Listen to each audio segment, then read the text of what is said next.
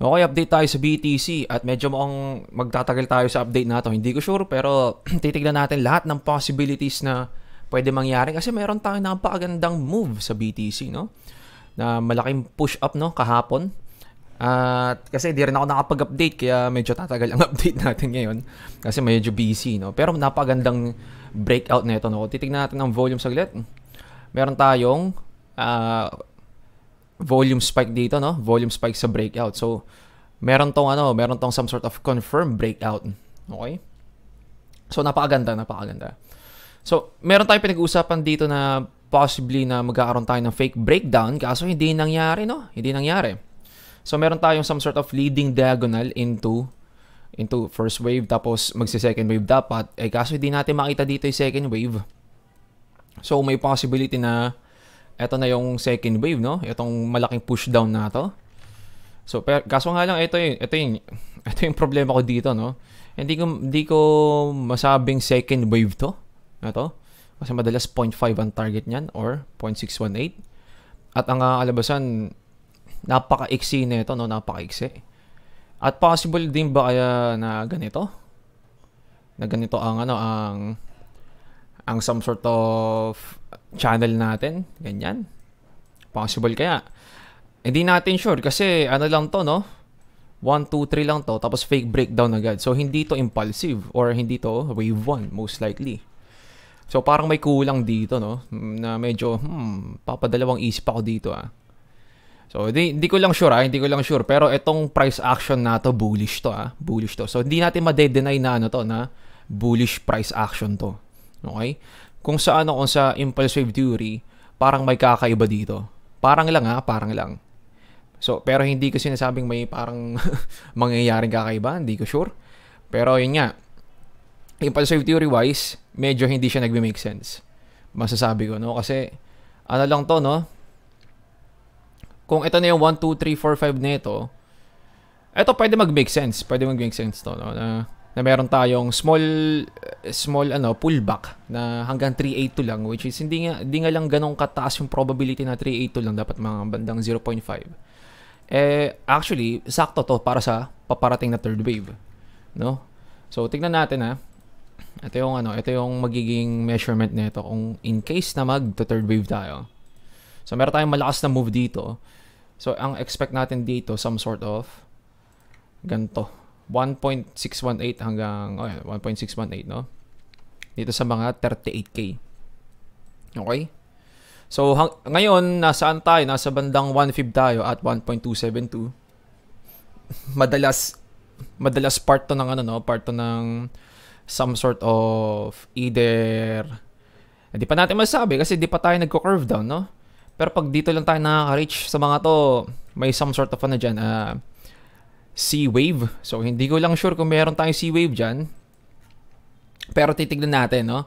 So, zoom out tayo sa daily. Meron tayong napakalaking range dito, no? So, drawingin natin ng range, no? So, basically, mula dito hanggang dyan siguro, extend natin. So, nasa itaas tayo ulit, no? Nasa itaas na ulit tayo. Or nasa above ng ilalim, no? Actually, kapag aayusin natin to ng mas maayos, meron pa isang klaseng ascending channel naman dito. Ganyan of some sort.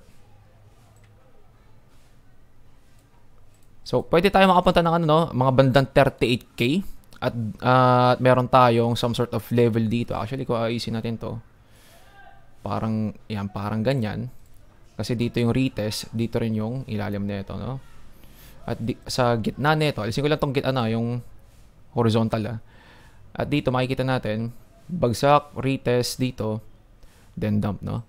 So dito pwede tayo makabot ng mga bandang 38k. Kung titignan natin yung target natin dito kanina, no? Sa fibs natin, mula dito, dyan, 1.618 sa 38-39k area to, no? So, pwede tayo maka-expect na hanggang dyan sa mga areang yan, magta-third wave tayo. Then, mag-aaroon tayo ng some sort of correction bago tayo mag-continue to the upside. So, maganda to, no? Maganda to para sa BTC. Lalo na kapag sabihin natin, makabalik siya dito, no? makabalik siya dito. I-break niya rin tong ano no, tong makapasok siya dito sa parang horizontal level na to. So meron tong some sort of horizontal level no, dito banda. Yan. So mapapansin natin dun banda ang malaking break no. Ito malaking break. Retest dump. Maganda kapag ito nakapasok dito no. So titingin tayo ng ano ng anong rason kung bakit dito tayo nagre-reject. So ito lang ha. Kahit bullish tayo, so ano to, medyo nagfi-flip bullish tayo. Medyo nagfi-flip bullish tayo kasi malaking ano to, malaking indication of or some sort of confirmation na meron tayong na break dito. Nakapasok tayo sa loob ng malaking horizontal channel. Ito. Yung horizontal channel lang. Sabihin natin ganyan, no? Ganyan. No, andi dito yung ano, yung some sort of free test andi dito. At hindi perfectly. Sabihin natin hindi perfect dito sa pinakailalim, no? Kasi mapapansin natin kapag lalagay natin dito, andi dito tayo sa mga levels na to, ito, pero nag-breakdown pa rin tayo. So baka dito yung ano, ilalim ng horizontal channel na yun, no? Extend natin dito. Actually, gawin nga natin weekly para ano, kung baka may mga candle closes dyan.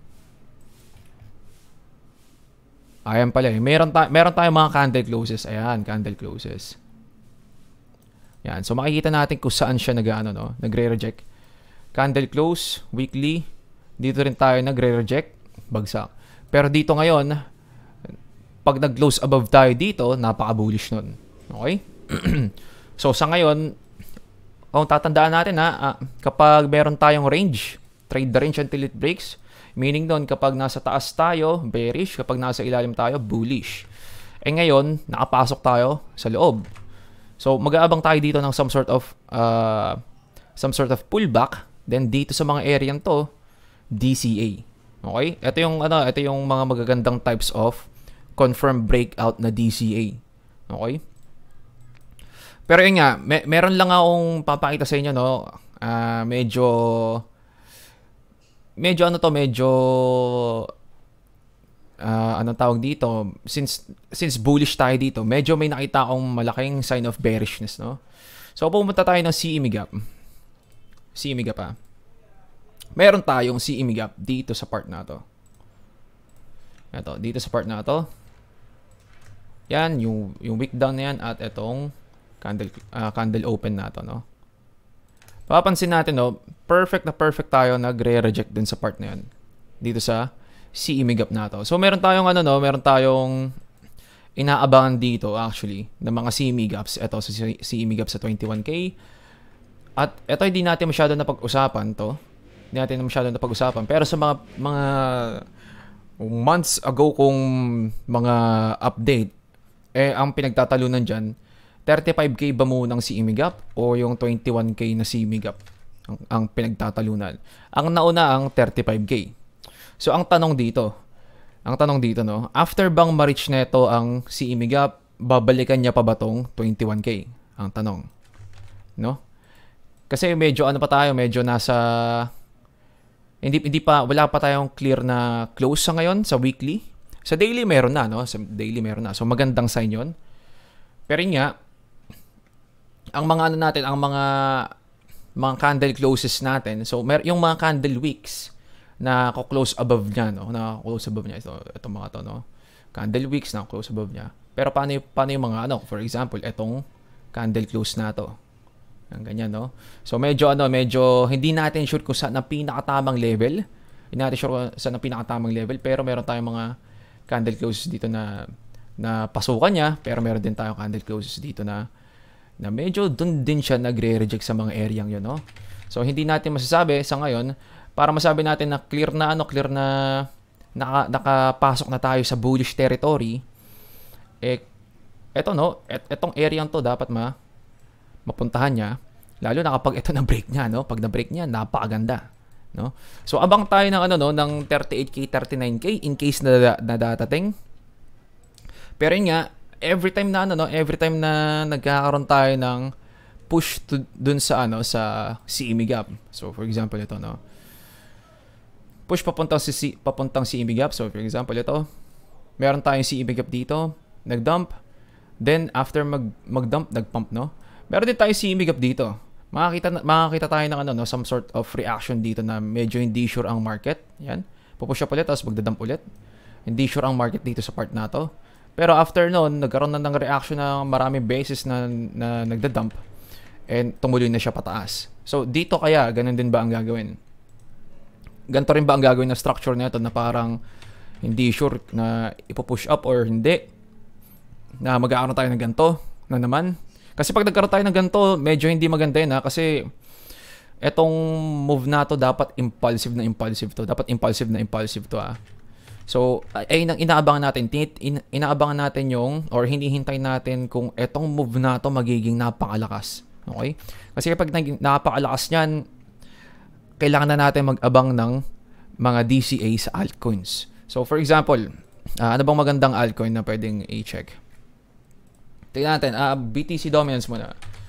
BTC dominance.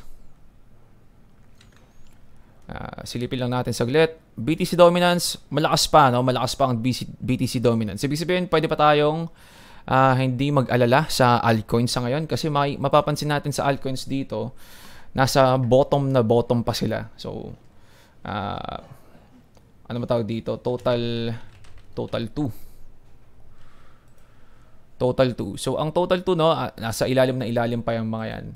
So, ibig sabihin, so, ang BTC, no, dito na ang BTC, ang mga altcoins, dito pa lang. So, napakarami pang beses tayo pwede makapasok sa mga altcoins. Okay? Ang ginagawa ng market, hinihintay ang BTC magkaroon ng confirmation ng bull market. Okay? Hinihintay ang confirmation. Kaya tayo sa alts, napakabagal. Or more like, makikita natin sa BTC dominance, ang BTC ang pinakaunang gumagalaw sa ngayon. Pinakamalakas na gumagalaw sa ngayon. Expect natin ang altcoins, mahina pa gumalaw. Okay? Pero meron na tayong sign of malaking bullishness sa BTC. Okay? So, tingin tayo ng ano bang mga favorite. XRP, wag muna yung XRP kasi ano yun may news na magandang news yun. So, basically, magpapump yun. Actually, double check natin, no? So, medyo expected na magpapump to, no? Na malakas kasi parang ano tawag dito? Kinancel ng SEC ang ano, ang some sort of yung kaso nila against sa XRP. Ano ba pwede? Yung isa sa mga favorite ng mga tao, no? Matic. Tingnan tayo Binance. Sa Matic makikita natin, ang dami kong drawing dito, alisin natin to. Kasi may nagpapa-check kung tama ba yung mga ano nila, ng mga impulsive theory nila. So, alisin ko lang to. So, sa Matic, nasa ano pa to, no? Mababa pa to. Pwede pa tayo makaride dito ng ano, hanggang ito, napakalaki pa nito, no? Napakalaki pa yan. Kapag nag-bull market yan, lalagpas yan, most likely hanggang $20 yan, no? So, nasa cents pa yan, ha? Pwede pang makapasok dyan kung ano, no? Kung bullish talaga ang ano ng BTC, no? Pero sa ngayon, meron tayong signs na malaki ang sign na meron tayong bullish break, no? Sa BTC. So, pwede tayong makaabang ng mga pullback sa BTC. Expect natin medyo mas malaki nga lang ang bagsak doon sa mga altcoins. Kasi kapag, yun nga, front run ang BTC, tapos magdadump ang BTC sa mga pullback, mahina yung mga altcoins sa mga ganon. Mas malakas ang drop sa altcoins ang kakalabasan kasi ang dominance nasa BTC. No? Tingin tayo ng iba. May Solana, nakabawi, no? Solana. Sige, sa Coinbase na. Nakabawi yung Solana, no? After dun sa some sort of FTX fiasco, no? Na kasi ang Solana, malaking hawak ng FTX yung Solana, no? So kaya ganito kalalaki yung dump. Pero nakakabawi naman siya, no? So malaki-laki pa to, no? Nasa bandang $250 pa to. At meron tayong hindi natin masabi, pero pwede tayo magabang ng pullback dyan siguro. So mukha tong some sort of ascending triangle or some sort of pwede to, no? Ascending triangle. No, ascending triangle. Meron na tayong 5 waves dito. 1, 2, 3, 4, 5. Then pwede tayo maka-expect ng kung ito yung some sort of starting wave niya, Pwede tayo maka-expect ng fake breakdown dito bago mag-pump to, no? Or, pwedeng dire-diretso na to. Pwedeng dire-diretso na to. At ang target nito, most likely, parang ganito. Yan. Hanggang dito. Tapos ang susunod, mga bandang $85, no? So, ganun din naman sa iba. Ano pa bang meron? Yung VeChain. VeChain, ganun. Nasa ilalim pa to, no? Nasa ilalim pa. So, pwede pa makapasok. EVAX. Avalanche na lang. Ayaw makita ng yan, Avalanche. Coinbase. Ayun, nasa ilalim pa ang AVAX, no? Nasa ilalim pa. So, marami pang pwedeng pag DCA dyan. Polkadot. Boy pa kaya itong Polkadot. Napaka na itong Polkadot, no? Dump na to, no? Ito na, pwede, oh. Sarap na ito kapag nai-ride natin pataas, no? Tapos, Phantom. Yung mga medyo malalakas. So, ito, meron din tayong, no? Malakas na move dito sa FTM, no? Optimism. Tingnan natin. Actually, wala masyadong data ang Optimism. Ba't ko ba chinek to? Ano pa ba? Yung mga kilala. Wala na, no? Meron pa to Aptos. Bago lang rin kasi to, no?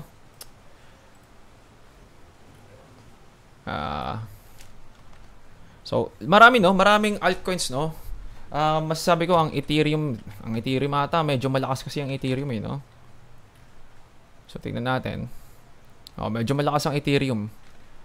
Pero masasabi natin sa BTC, actually, mas malakas yung BTC ng mga ganito kalaki, no? Tapos ang Ethereum dito pa lang. Pero nakikita natin yung yung dominance ng BTC na uuna talaga.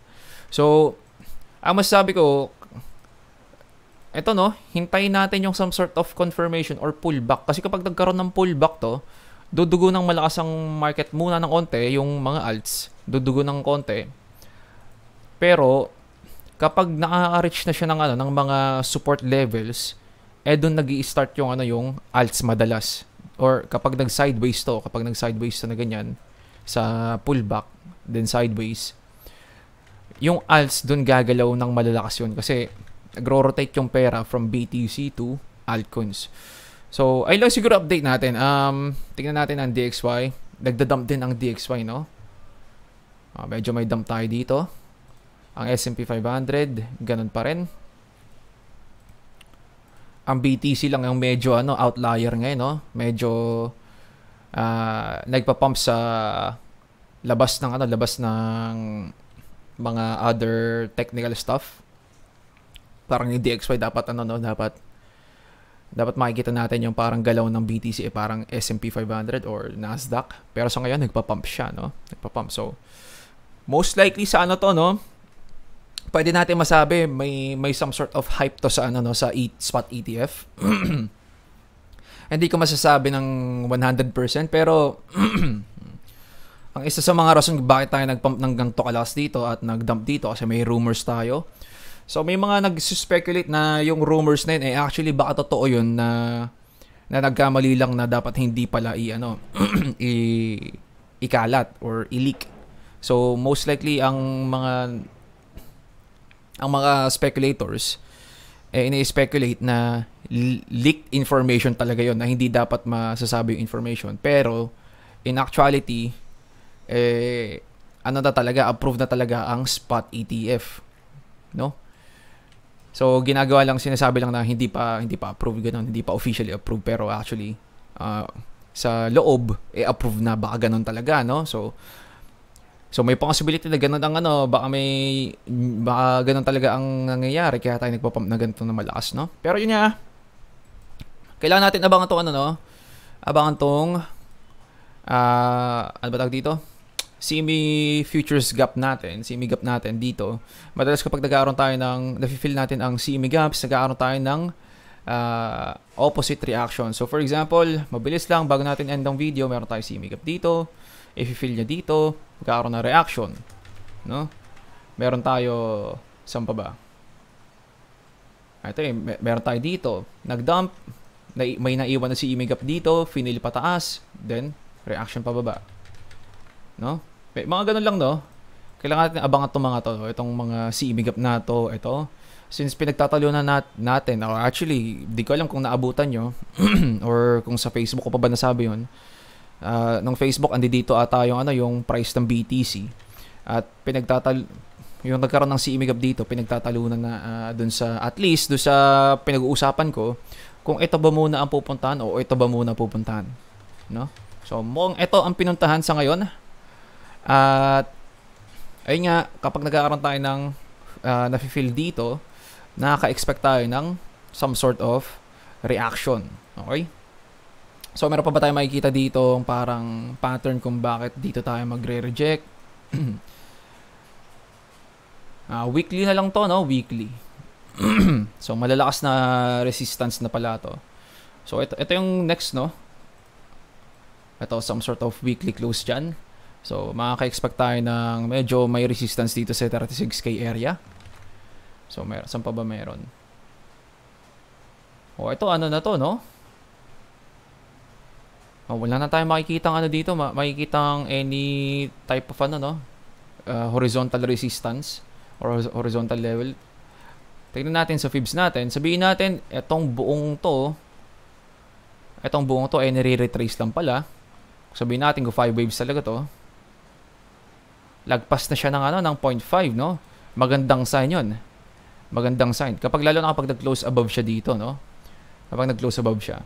So, ang next na next na pinakamalaking levels natin, itong area ng 41K hanggang 39K, no?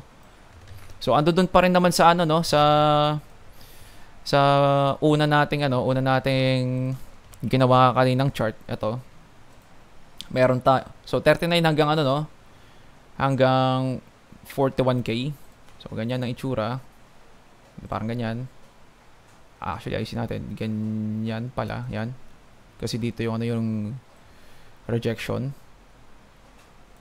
So, meron tayo dito some sort of ascending level. Ascending level. Hindi ko nga lang ganun kagusto yung mga ascending level. Pero kung titignan natin sa fib extension natin, dito sa ilalim, taas, dito, malaki pa pala to, no? Iba pa pala to. Ito yung malaking third wave pala. Iba pa pala to, sorry. Pero dapat, kung third wave talaga tayo, dapat ganito kalalaki yung move natin dito sa mga area to. Okay, pero hindi pa pala kasama yan. Or more like sa future natin pag-uusapan yan. Ito pala yung gusto kong makita. Ito pala. To, tsaka ito. Ito ba yun? Bakit parang kulang to?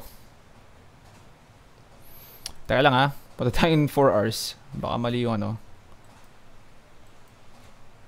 Nasaan siya? Buburin ko na nga lang. Yan. Ulitin natin Lalo sa ilalim. Dito pala. Taas tsaka dito. 38K, no? 38K area. Doon lang sa area ng kung nasaan yung ascending level na to, no? So, meron tayong some sort of mga levels dito na kailangan abangan na pwede tayo, kung meron kayong longs dito, no? Doon sa mga ilalim, isa sa mga target points to, no? Mga target points to. At ito rin itong 35K target points din to kasi ando doon yung yung CME gap. Pero sa ngayon, napakaganda. Napakaganda. Pwede tayo maka-expect ng bull market, masasabi ko. At kailangan lang natin, siguro, masasabi ko, wag na tayong makabalik dito. Kapag nakabalik tayo dito, babalik na naman yung bearish sentiment naman. Pero sa ngayon, wala tayong masyadong bearish sentiment ngayon. Handa tayo, yun nga, no? Kaya ako yun inaano dito sa mga part na to, no, na baka pwede na tayo mag-ready, no? Baka mag-ready kailangan. So, kahit medyo mababa yung probability na meron tayong mga leading diagonal dito, pinag-uusapan natin kasi hindi tayo nag-dump dito ng malakas. No? Hindi tayo nag-dump dito ng malakas. Ang pinaka-kakalabasan na rason ba tayo di nagda-dump dito ng malakas? Kasi baka may possibility of bullish move dun.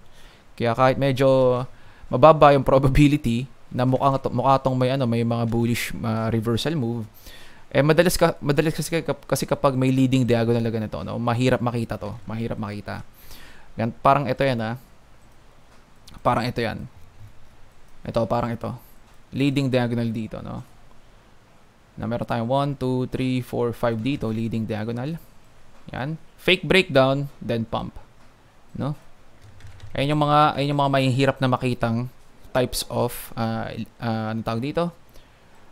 Mga impulse, mga leading diagonal. So, ito meron tayong leading diagonal dito. Hindi lang natin sure kung nasaan yung second wave. Ang nakikita ko lang second wave dito, ito o kaya baka mali yung drawing natin. Baka ganito pa siya. Baka ganyan. At ito yung fake breakdown niya. Ang problema lang dito, wala akong makitang 5 waves dito. Ito ba yung 1, 2, 3, 4, 5 niya? Hindi ko makita. Madalas kapag bago tayo mag-fake breakdown, dapat may 5 waves na dito yan. Na 1, 2, 3, 4, 5 breakdown pump. Dapat ganun ang itsura nun. Kaso hindi tayo nakikita. So ang ginagawa ko, binabalik ko na lang dito sa expanding wedge natin. No? Kasi ito yung may 5 waves. 1, 2, 3, 4, 5. Then, possible ito yung ano natin, yung dump natin para sa second wave. At ito yung paparating na third wave. Okay? So, ilang siguro update natin. Wala tayong trading idea, masasabi ko. More like ano no, DCA sa pullback nito. Sa pullback ha. So, sabihin natin kung doon na tayo mag-reject sa 35k. Expect tayo ng itong level na to, 382 kasi meron tayong potential na first. Kaso hindi pa pala third wave to, no? Ang third wave dito pa, no? Ang third wave dito pa.